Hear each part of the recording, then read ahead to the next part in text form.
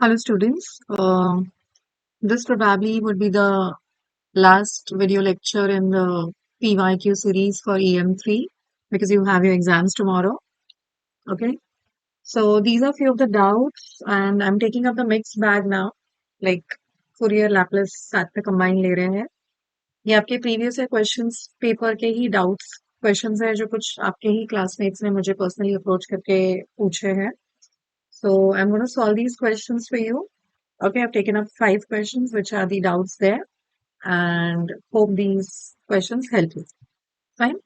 And one thing I would like to say is do not go in panic mode for the exam. जितना भी आ रहा है, write it correctly, attempt as much as possible. Don't leave your paper blank.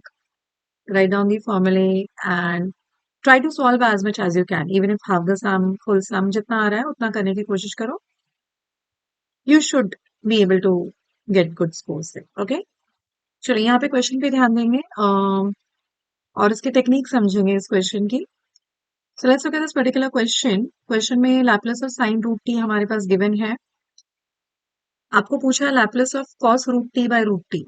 अब sine और cos का कोई relation है हमको पता है, मतलब इंटीग्रेशन से भी रिलेटेड है, आइडेंटिटी से भी रिलेटेड है और डेरिवेटिव से भी रिलेटेड है. सो यहाँ पे basically we are going to use the formula for derivative here. Okay, आपके पास ये प्रॉपर्टी है that is called by Laplace of derivative. Okay, it's called the Laplace of derivative. So by the Laplace of derivative, we have this Laplace of f dash of t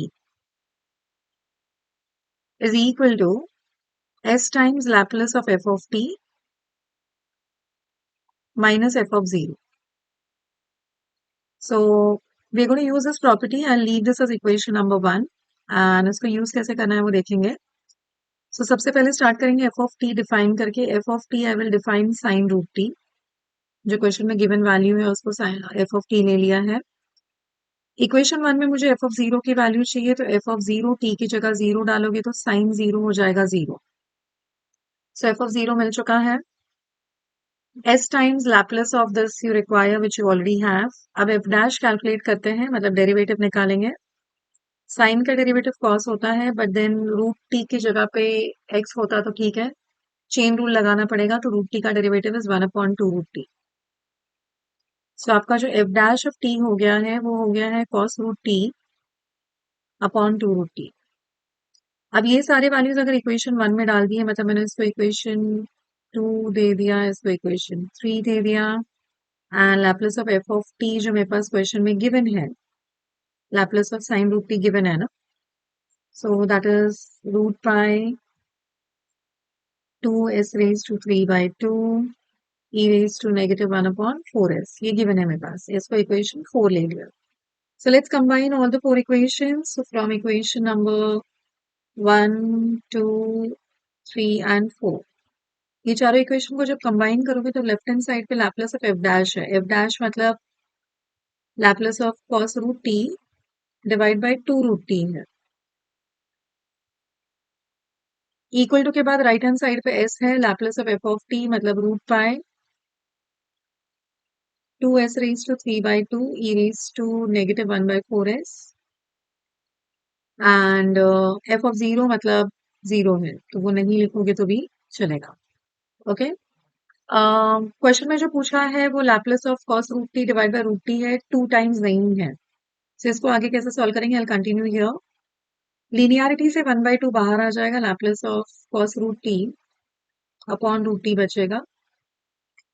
and this is, अभी S के जो powers है थोड़ा simplify करते हैं. Root pi as it is, 2 as it is, S raise to 3/2 and ऊपर का जो 1 है नीचे आके -1 हो जाएगा, e raise to -1/4s.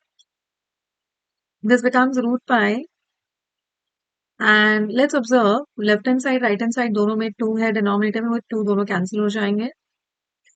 So S raise to 1/2 बचा, मतलब रूट एस बचा है, and S sorry e raise to -1/4s. Okay, so what you are left with is the Laplace of cos root T upon root T. Question में यही पूछा था. So yes, we found the answer to this particular question. I hope the first sum is absolutely clear. We have used the property of Laplace of derivative. Let's move on to the next question. And this question, the previous one was for 5 marks, okay? Asked in December 2022 for 5 marks.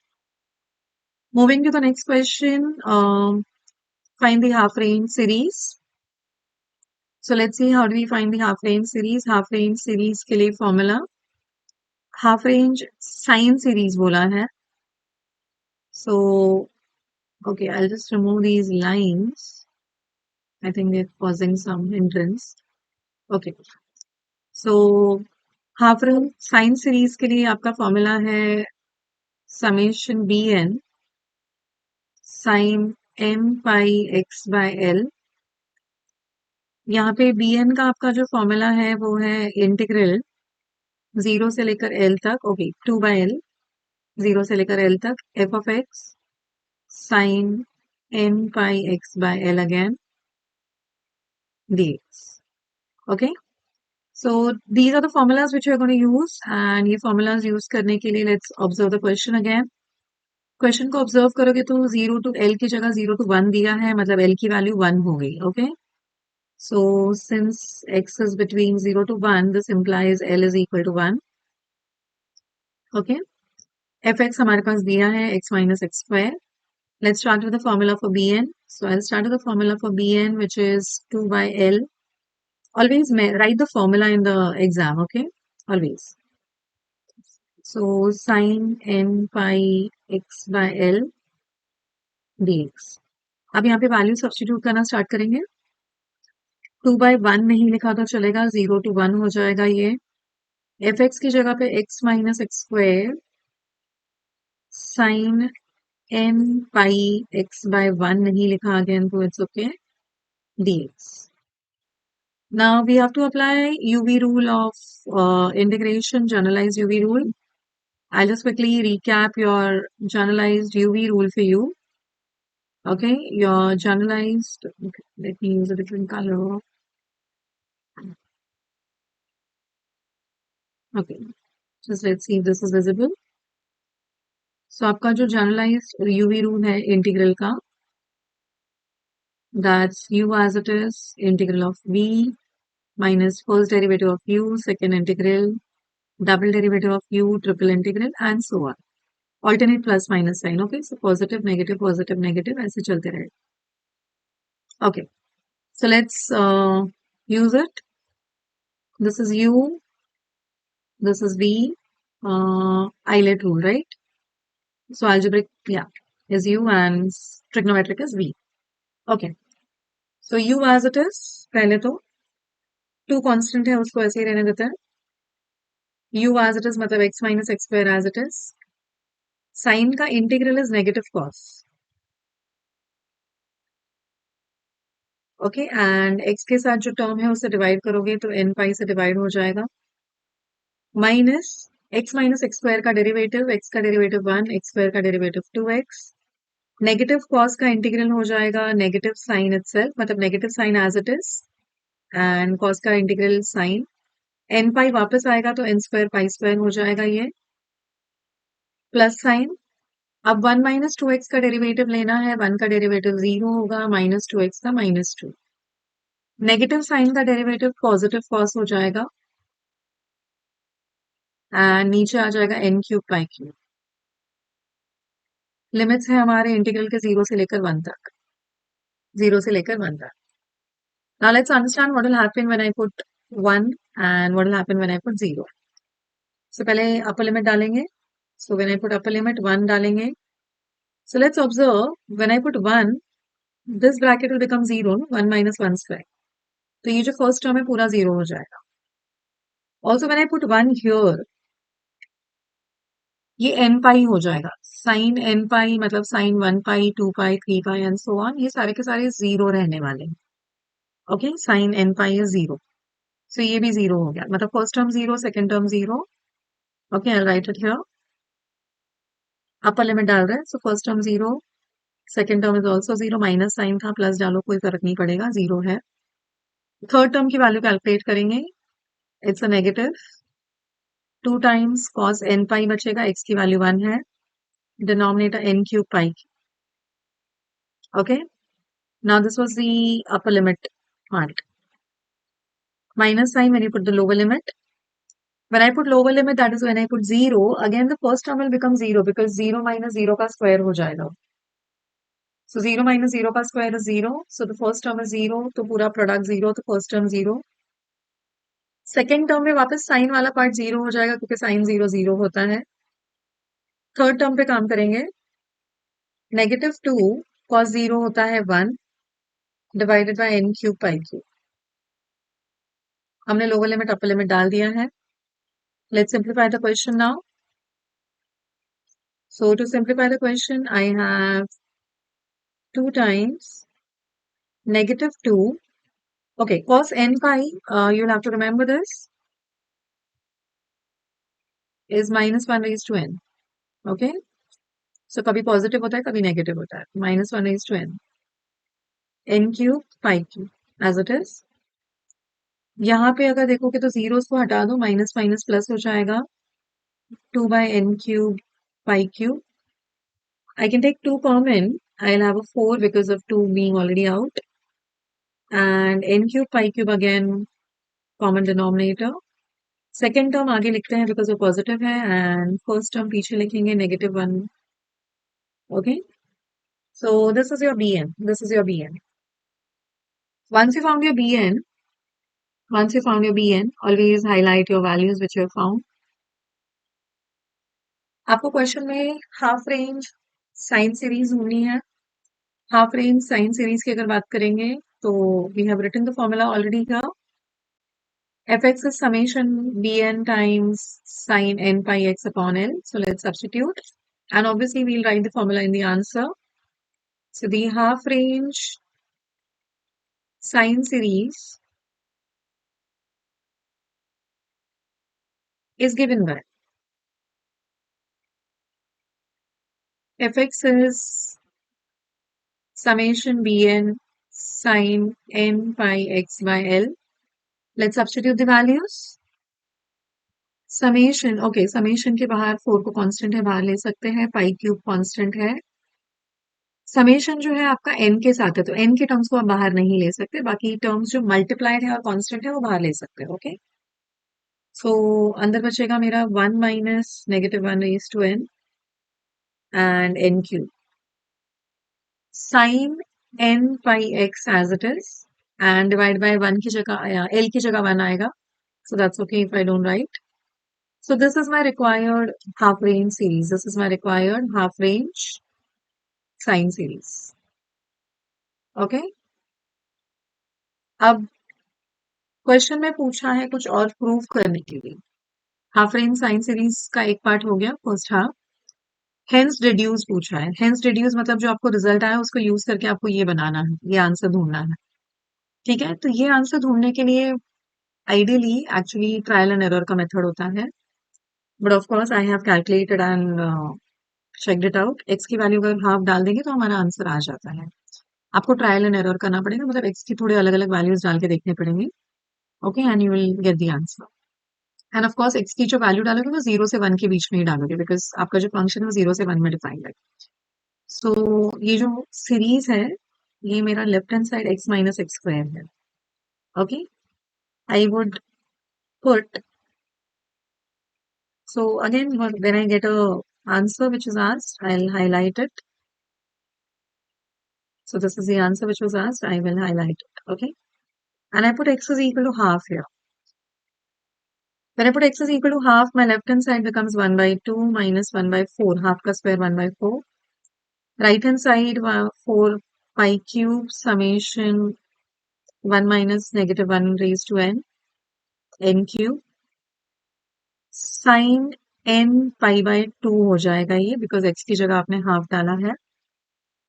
अब इस summation को expand करते हैं, left hand side को subtract करोगे, कैलसी use कर सकते हो, तो 1/4 बचेगा. What I will do is ये जो 4 बाय पाई क्यूब है इसको भी यहाँ पे शिफ्ट कर देंगे, क्रॉस मल्टीप्लाई हो जाएगा तो पाई क्यूब बाय 4 हो जाएगा. राइट हैंड साइड में मेरा समेशन बचा है. समेशन मतलब ऐड करने हैं टर्म्स, एन की वैल्यू डालते डालते ऐड करना है. तो एन की वैल्यू पहले 1 डालते हैं तो मेरा फर्स्ट टर्म होगा 1 माइनस -1 क्योंकि रेज टू 1 डालोगे तो नेगेटिव बचेगा. Upon 1 cube. एंड अगेन यहाँ पे 1 डालोगे तो साइन पाई बाय 2 बचेगा। समेशन है मतलब नेक्स्ट टर्म के लिए प्लस करना पड़ेगा। This is term number 1, N की वैल्यू 1 डालें।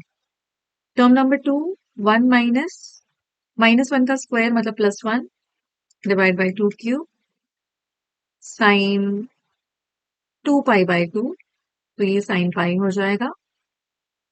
Next value 1 minus again negative because यहाँ पे क्यूब आ जाएगा, -1 का तो नेगेटिव होगा। नीचे n की जगह 3 cube.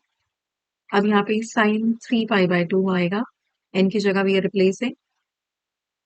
Next value 1 minus 1 because raise to 4 है अभी, साइन 4 पाई बाय 2 मतलब 2 पाई। Next is 1 minus -1 because raise to 5 है and sine 5 pi by 2. This will go on and on. Okay, this will go on and on. It's an infinite series. So आपका जो summation है वो n is equal to 1 से लेकर infinity तक है. Okay, in the formula also we'll write n is equal to 1 to infinity. Okay, so let's simplify these brackets and I hope we get our answer. Left hand side is pi cube divided by 16. Let's look at the right hand side. The first term becomes 1 minus minus 1 मतलब 2 हो जाएगा. 1 cube sine pi by 2 की value होती है 1 plus second term में 1 minus 1 मतलब 0 हो गया, पूरा टर्म 0 हो जाएगा। साइन पाई की वैल्यू भी एक्चुअली 0 ही होती है। सो एनी विच वेज कोई एक टर्म भी 0 हो गया है। थर्ड टर्म में 2/3 क्यूब आ रहा है, साइन 3 पाई बाय 2 कैलसी में डाल के देखना -1 मिलेगा। फोर्थ टर्म अगेन 0 हो रहा है because of 1 minus 1। Fifth term is 2/5 cube and ये वैल्यू 1 हो जाएगी। नेक्स्ट वैल्यू अगेन 0 मिलेगी, उसकी नेक्स्ट वैल्यू 7 क्यूब एंड -1 के साथ मिलेगी and this will go on. So let's simplify. I have 2 by 1 cube, negative 2 by 3 cube, positive 2 by 5 cube, negative 2 by 7 cube, zeros को नहीं डाला है and so on. Now this 2 is common. I take it common and I push it on the other side. तो यहाँ पे 5 cube by 32 हो जाएगा ये and यहाँ पे 1 by 1 cube, 1 by 3 cube because सबके 2 निकल गए. Okay.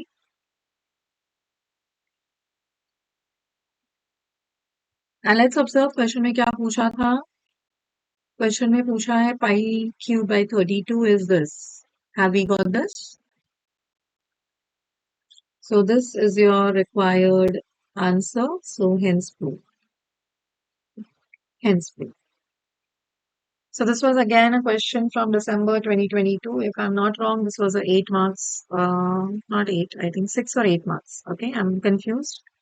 Okay, so either it is 6 or 8 marks. You might be having your PYQs. You can check it there. Let's go to the next question. This belongs to May 2022. Again, I'll remove the lines so that we can write it freely.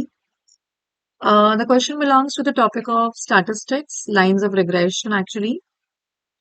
यहाँ पे question में आपके पास 2 lines of regression दी है। एक दी है x plus 3y minus 5 equal to 0, दूसरी दी है 4x plus 3y minus 8 equal to 0। आपको ट्रू और फॉल्स स्टेटमेंट लिखने बोला है। अब यहाँ पे आपको ये नहीं पता है कि कौन सी लाइन x ऑन y है, कौन सी y ऑन x है, तो ट्रायल एंड एरर मेथड से चेक करना है। Suppose first line x on y है, suppose x plus 3y minus 5 equal to 0 is the line of regression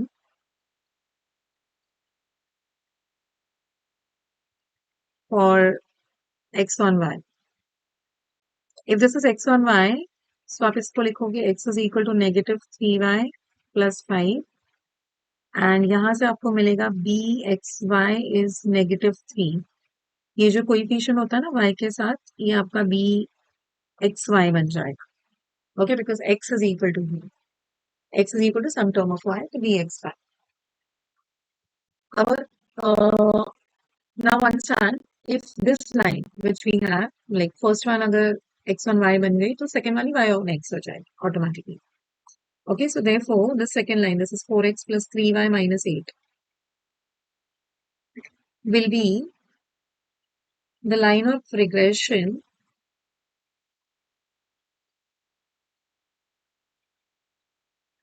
for Y on X, वो X on Y थी तो ये Y on x.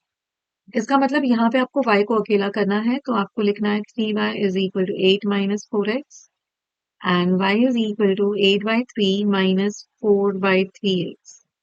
Again pick up the coefficient of x here, वहां पे y का coefficient लिया था, यहाँ पे x का, यहाँ पे y इज इक्वल टू है तो b बाय x हो जाएगा, कोएफिशिएंट है -4/3।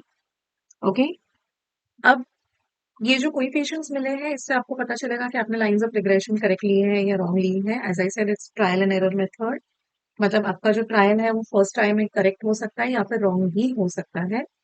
कैसे पता चलेगा? आपको पता चलेगा using the formula for R square. So आपके पास ये फॉर्मूला है R square is equal to B x Y into B Y x.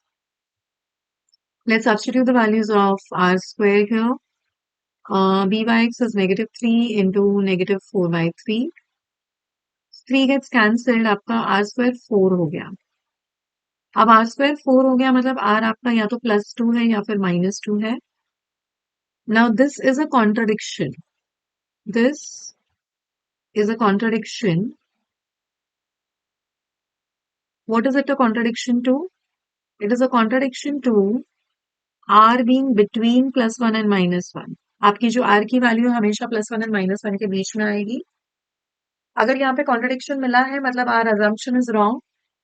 Okay, हमारा अजम्पशन क्या था? लाइन ऑफ रिग्रेशन को हमने लिया था y on x and x on y, तो वो गलत पड़ गया। गलत पड़ा मतलब उल्टा हो गया है। दो ही लाइन है ना, तो अगर फर्स्ट वाला x ऑन y नहीं है तो वो y ऑन x हो जाएगा। Okay, so let's check. therefore the first equation हमारा है x plus 3y minus 5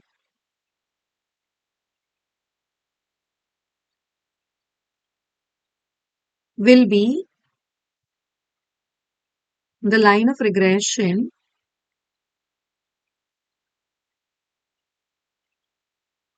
for, पहले हमने x ऑन y लिखा था तो वो गलत हुआ, तो यहाँ पे y ऑन x आए।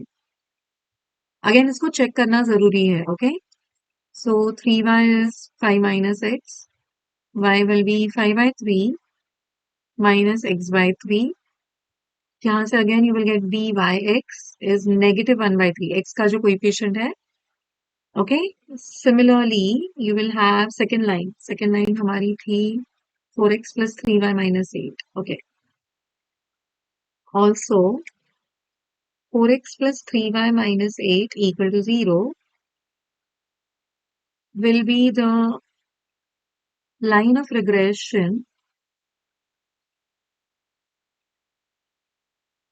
for x on y. Okay. So, इसको simplify करेंगे, again x को अकेला करेंगे, so you will have 8 minus 3y, x will be 2 minus 3/4y. You will get b of xy is coefficient of y which is -3/4. b of yx, b of xy मिलने के बाद again r square का formula लगा दो। R square is b x Y into B Y x. यहाँ पे value substitute करेंगे तो you will get -1/3 into -3/4। 3 gets cancelled, negative negative becomes positive. ये जो आर स्क्वायर है ये 1/4 आ गया।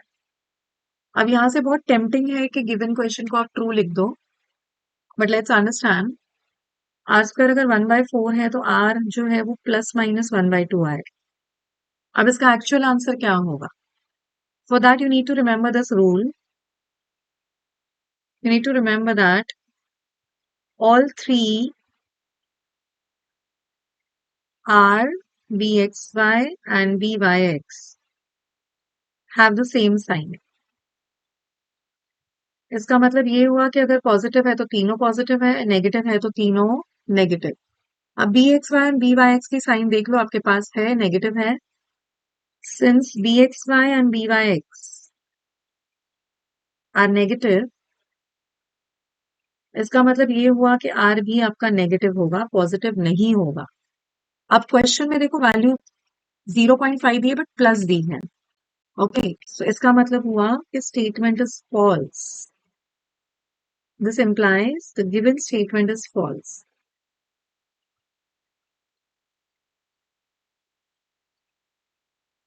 So majority of the students, as soon as they see 1/4 as r square, they write true. by taking only the positive square root, which is wrong. You have to take that square root जो sin bxy और byx की होगी. Okay, so the given statement is actually false and not true. I hope this sum is also clear with all of you. We'll move on to the next question, belonging to Fourier series. Again, previous one was also Fourier series. I'll remove the lines. वहां पे half range series थी, यहाँ पे half range word नहीं mention है, मतलब आपको पूरा कैलकुलेशन करना है A not A N and B N तीनों. ओके, फॉर्मूला क्या है फॉरियर सीरीज का देख लेते हैं. यहाँ पे 0 to L में वर्क कर रहे हो आप, इंटरवल 0 to L है, या फिर आप इसको 2L बोल सकते हो. ओके, सो 0 to 2L में जब वर्क कर रहे हो, फॉरियर सीरीज जो आपकी होगी वो A not summation A N cos n pi x by L and summation bn sin n pi x by L. Summation will be from n is equal to 1 to infinity in both the cases. A naught का formula 1 by 2L integral 0 to 2L fx dx. an का formula 1 by L 0 to 2L fx cos n pi x by L and bn का formula 1 by L 0 to 2L sin n pi x by L. Now I'll be writing the formula again. I'll actually number them as equation 1, 2 and 3 and 4 actually. So let me use a different color here. So we have this as equation number 1. This is equation 2, 3 and 4. Okay. So let's start working on the equations. Before we start working on the equations, let's calculate L. If 0 to 2 pi is the same as 0 to 2L, इसका मतलब ये हुआ कि आपकी L की जो value है वो पाई है. L की जो वैल्यू है वो पाई है. कैलकुलेट करना स्टार्ट करेंगे ए नॉट से. कैलकुलेट करना स्टार्ट करेंगे ए नॉट से. सो यूजिंग इक्वेशन नंबर 1, नहीं equation number 2. From equation 2 A not की जो वैल्यू आप भी ऐसे लिख सकते हो, स्टार्टिंग में सारे फॉर्मूला लिख दिया और उसके नीचे कैलकुलेशन स्टार्ट किया, कोई प्रॉब्लम नहीं है. ठीक है, चलो ए नॉट की वैल्यू हो जाएगी 1/2 पाई 2L है. 0 से लेकर 2 पाई तक इंटीग्रल होगा एफ एक्स डी एक्स का.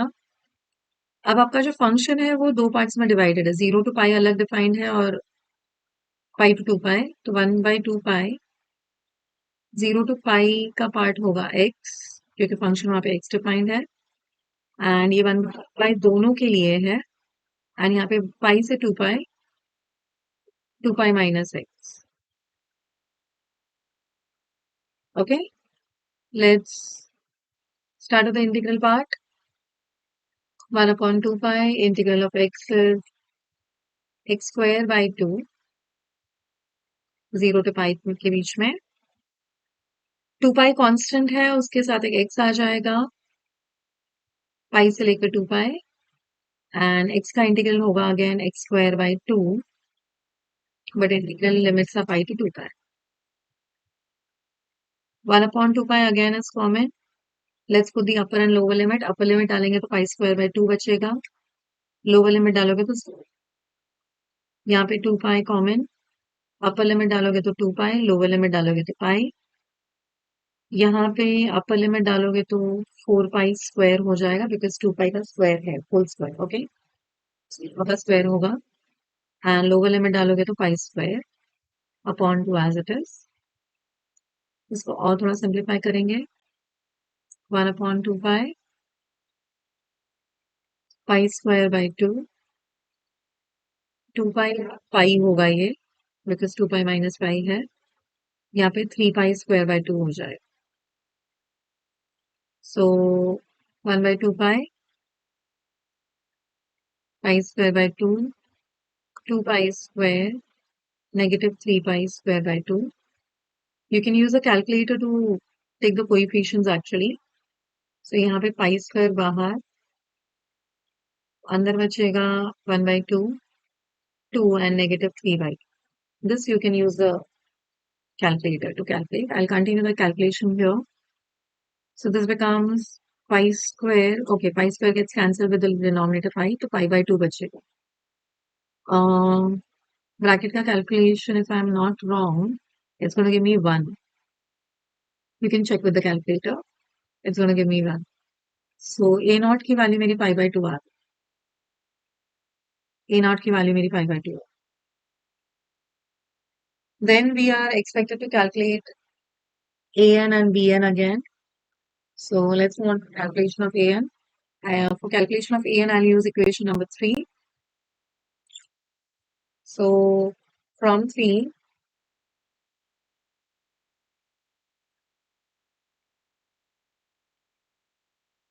let's calculate an. an के फॉर्मूला में 1/l है, तो l की वैल्यू हमारी पाई थी. Integral 0 to 2 pi fx cos of n pi x by l है. l की जगह पाई आएगा तो nx बचेगा यहाँ पे. Okay, you can check that. Basically n pi x by pi है, ऐसा है. So we'll simplify this here. 1 by pi. अब again function is divided into two parts. 0 to pi अलग है and pi to 2 pi अलग है. Okay. So 0 to pi वाले में function की value is x and second वाले में 2 pi minus x. So this is x and pi cancel होके cos nx बचेगा plus यहाँ पे 2 pi minus x cos nx. Okay. UV rule लगाएंगे वापस. Generalize. X will be your u and cos nx will be your v. So u integral of v, cos का integral हो जाएगा sin nx divide by n minus u का derivative मतलब x का derivative 1. sin का integral negative cos होता है and एक n वापस आएगा तो n स्क्वायर हो जाएगा. आगे डेरिवेटिव लेने जाओगे तो 0 आएगा. सो ये लिमिट हो गई आपकी 0 से लेकर पाई तक. प्लस सेकेंड टर्म का इंटीग्रल लेंगे अगेन यूवी रूल एंड यहाँ पे ये u होगा, ये v है. प्रीवियस वाले में ये u था and this was your v. So u as it is पहले. v का integral is sin n x divide by n minus 2 pi minus x का जब डेरिवेटिव लोगे तो -1 बचेगा. 2 पाई का डेरिवेटिव 0 आएगा एंड साइन का इंटीग्रल नेगेटिव cos nx और एक और n आएगा तो n स्क्वायर. आगे डेरिवेटिव लेने जाओगे तो 0 हो जाएगा. पाई से 2 पाई लिमिट्स है. Entire bracket close. 1 by pi as it is. Limits डालना चालू करेंगे. जब पाई एंड 0 डालोगे तो साइन का टर्म हमेशा 0 हो जाएगा बिकॉज साइन n पाई है एंड साइन 0 दोनों 0 होते हैं. तो साइन वाला टर्म 0 होने वाला है. सेकेंड वाले ब्रैकेट में भी साइन वाला टर्म 0 होगा because sine 2 pi and sine n pi दोनों 0 होंगे. ओके, तो साइन वाला टर्म दोनों में 0 हो जाएगा. कॉस वाले टर्म में लिमिट डालने से पहले उसको थोड़ा सा सिंप्लीफाई कर लेते हैं. नेगेटिव नेगेटिव पॉजिटिव हो जाएगा. अब यहाँ पे मुझे x की लिमिट डालनी है 0 से लेकर पाई तक. प्लस अगेन इसको भी सुलझा लेते थोड़ा सा and there are 3 negative terms. तो यहाँ पे माइनस साइन बचेगी. cos n x upon n square. Limits यहाँ पे पाई से लेकर 2 पाई तक है. Okay, so this is where we have to substitute the limits. 1 upon pi. x की जगह जब पाई डालोगे तो cos n pi. n square तो एज इट इज रहने वाला है. एक्चुअली n स्क्वायर सब टर्म में तो n स्क्वायर बाहर ले लेता है. x की जगह 0 डालोगे तो नेगेटिव cos 0 आएगा बिकॉज लोअर लिमिट डाल दो तो minus sine. Minus upper limit डालोगे तो cos 2n pi minus cos n pi. दोनों का n स्क्वायर बाहर है तो दोनों में n स्क्वायर नहीं लिखा है मैंने. 1 अपॉन पाई n स्क्वायर. cos n पाई भी हमने पहले भी देखा था. -1/n होगा. cos 0 will be 1. So yeah, this is it. Second bracket में cos 2n पाई. तो cos 2n पाई आपको 1 देगा हमेशा, एंड ये आपको देगा -1 अब दोनों ब्रैकेट्स को थोड़ा सा सिंप्लीफाई करते हैं, ओपन कर सकते हैं, -1 -1 -1 एंड -1 सो ये जो है वो कैंसिल हो रहा है बिकॉज पॉजिटिव नेगेटिव है।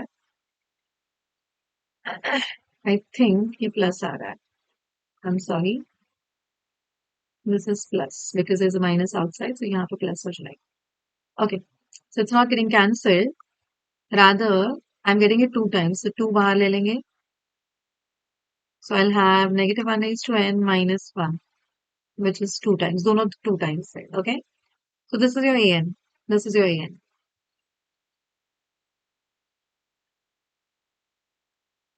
Sum is not yet done.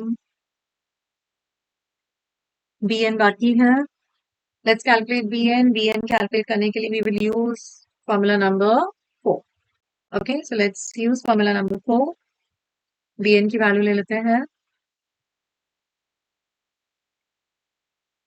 okay, this is from 4, okay, formula 1 by L 0 to 2 pi fx sin n pi x by L, L की वैल्यू पाई है।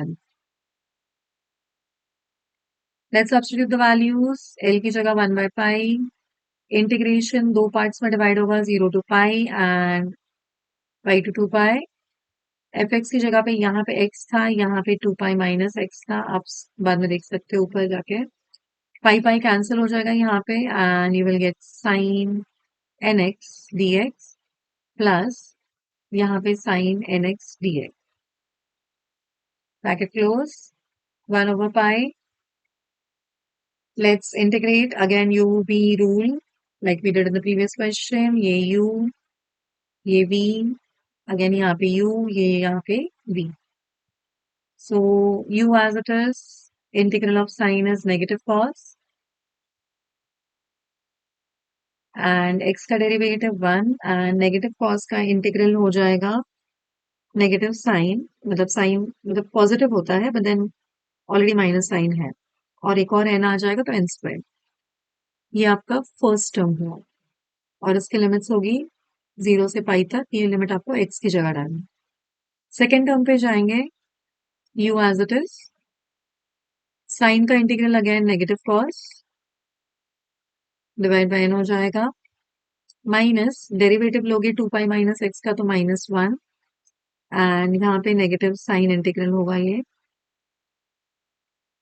And again n square and this time pi to 2 pi, that's the limit. And yeah, I need to also close the curly bracket. Okay, so 1 over pi, let's simplify. Again remember pi या 0 डालो तो sign का term 0 हो जाएगा, again यहाँ पे 2 पाई या पाई डालोगे साइन का टर्म 0 हो जाएगा, तो साइन के टर्म को हटा देंगे, कॉस वाले टर्म को थोड़ा सिंप्लीफाई करते हैं, negative x cos n x upon n बच रहा है एंड लिमिट्स यहाँ पे दी है आपको 0 से लेकर पाई तक, ओके, प्लस सेकेंड वाले में भी कॉस वाला टर्म बच रहा है 2 pi minus x and negative sine इसकी बाहर रख सकते हैं हम यहाँ पे, cos nx upon n, and this is in the limit pi to 2 pi. Okay, let's substitute the limits and simplify this. So यहाँ पे 1 by pi, n सब टर्म्स में कॉमन है तो n pi ले लेते हैं बाहर. When I put pi in place of x, I'll have a negative pi cos n pi. Divide by n बाहर ले लिया है. When I put 0, x वाला टर्म 0 हो जाएगा, मतलब पूरा टर्म 0. माइनस यहाँ पे जब अपर लिमिट डालोगे, so 2 pi minus 2 pi आएगा, तो 0 हो जाएगा. Okay, if you want I'll write here also. And यहाँ पे You'll have a 0 for the first term, minus for the lower limit, and you will get 2 pi minus pi cos n pi by n. Let's simplify 1 upon n pi, negative pi cos n pi matlab minus 1 raised to 2. Zeros we will not consider. Minus minus plus हो जाएगा ये 2 pi minus pi होगा pi and cos n pi will be minus 1 raised to n. Okay ये upon n already बाहर जा चुका है sign के साथ आए हैं तो ये दोनों कैंसिल होंगे और 0 बचेगा. My value of bn is 0. Okay, the value of bn is 0. Now if the value of bn is 0, we have already completed a naught, an and bn. We'll now write down the value of fx. We'll use the formula number 1. So from equation number 1, I will have fx equal to a naught. Okay, this was your formula. A naught plus these summations. Let's put the value a naught की जगह pi by 2. So a naught, which is pi by 2, plus summation n is equal to 1 to infinity. An की value, this was your an, 2 by pi n square and this. Okay, 2 by pi में n नहीं है तो ये बाहर आ सकता है. minus 1 raised to n minus 1 upon n square बच रहा है. I'll show you again. This was it. And this always has a cos term. n pi x by pi होगा तो nx बचेगा. And bn की value 0 है तो वो नहीं लिखोगे तो it's okay. Fine. So this is your required Fourier series. This is your required Fourier series. This, of course, would be a 6 or 8 marks question. Again, I did not mention the marks here. You can check it out for yourself. Let's look at the last question now in this lecture series, and that's the end of the lecture series as well.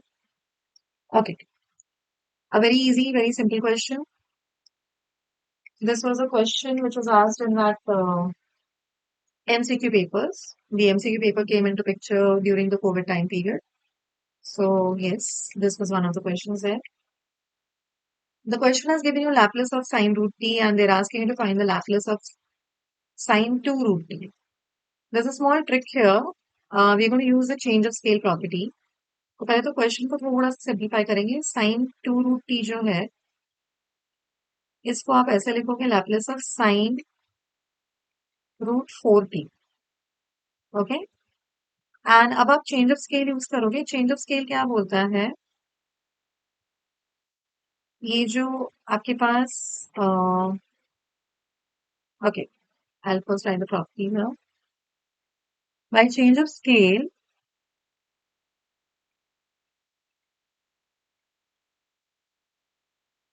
by the property of change of scale,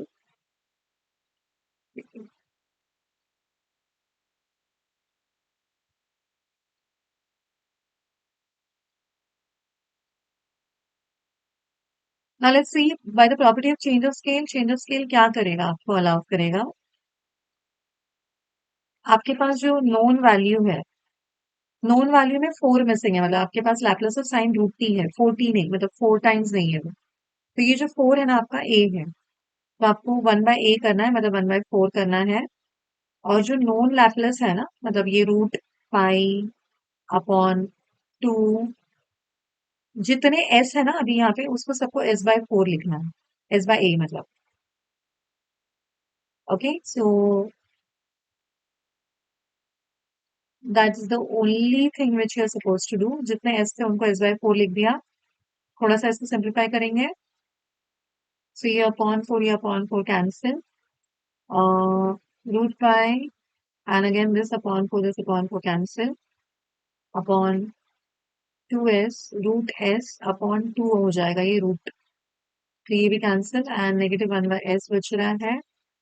so this becomes root pi, ये s raise to 1 और ये s raise to half है तो s raise to 3 bye 2 हो जाएगा and e raise to negative 1 by s.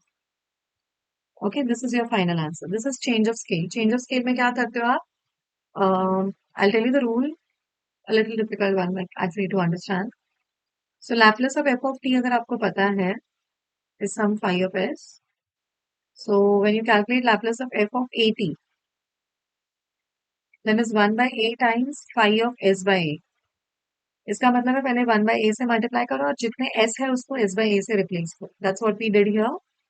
So this completes your video lecture here, and I hope the video series would have helped you. The entire PYQ video series would have helped you guys prepare for your examinations, stay calm, write well, avoid silly mistakes, and believe in yourself. You can give the exams well. Okay, all the very best.